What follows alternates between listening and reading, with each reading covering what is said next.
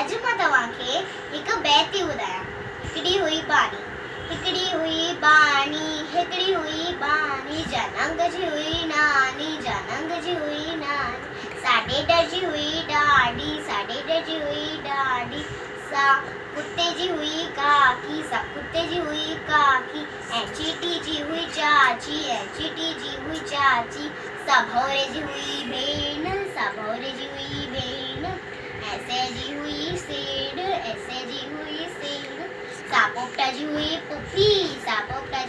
पुफी, ऐं मां कोड़ीअ जी मासी, सा भौरे जी हुई भेण,